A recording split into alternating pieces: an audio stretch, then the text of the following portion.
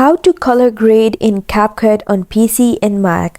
Hi guys, in today's video I'm going to guide you that how to color grade in Capcut on PC and Mac. So let's dive in. First, you have to import any video or image that you want, and once you have the video, you have to go to this filters option. And now you have to just choose any filter that you want to add to your video. I'm going to go with this one. You can choose any filter that you want and you think is the best color grading for your video. Once you download it, click this plus sign. And then you have to just select your video and then go to this adjustment option, and here you can adjust the color that you want, and then the temperature, the hue, and the saturation.